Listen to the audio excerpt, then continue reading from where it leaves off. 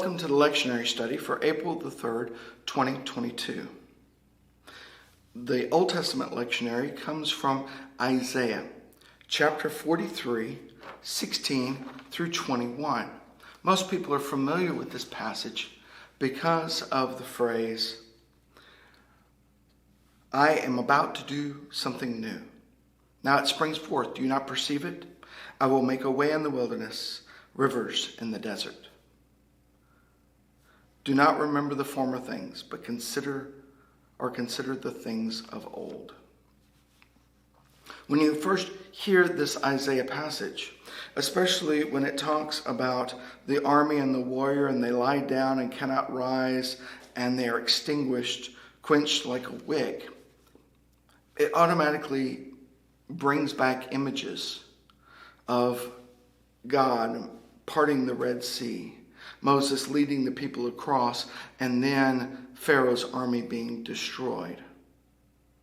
And then entering that wilderness Exodus experience to get to the promised land. That's at one level, but at another level, Isaiah is picking up on a different theme. I like to think of Isaiah as having part 1 and part 2.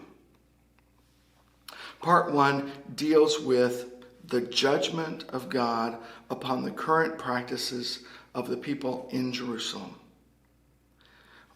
Why they have failed to appease God. Not because they don't do enough sacrifices, but because they fail to show love. They fail to keep God in their hearts. And they will suffer judgment. And that judgment will then expand to all of the world, and all of the nations will be judged. Which ends chapter 34. And then chapter 35 is like part 2. Seems to be like an intermission between the two. And chapter 35 begins, the wilderness and the wasteland shall be glad, the desert shall rejoice, and as the blossom rose. This idea of the desert shall be glad, that there shall be a new way in the wilderness, and that the eyes of the blind shall be open, and the ears of the deaf unstopped.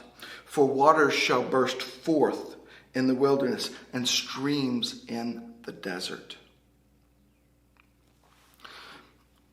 The desert is where the people have found themselves after they have gone into exile in Babylon. They are in the wilderness. They have been taken away. And yet, God is promising that one day that wilderness will end. One day all the wandering will be over. A new way will be established, and they shall come back. Now notice how 43 also picks up on this theme, where it says, I will make a way in the wilderness and rivers in the desert. You see this theme throughout from chapter 35 on. Now note that chapter 36 through to chapter 39, 36, 37, 38, 39, is kind of like a flashback.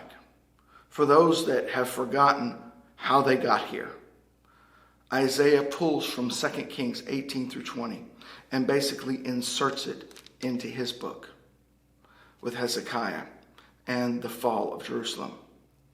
And then after this flashback occurs, then in chapter 40, it picks up again and says, Comfort, O comfort my people. A voice crying out in the wilderness, prepare the way of the Lord. Once again, this idea that there shall be streams and a path and a highway in the middle of the desert for the people to be able to return. Again, in chapter 42, it says, sing a new song to the Lord.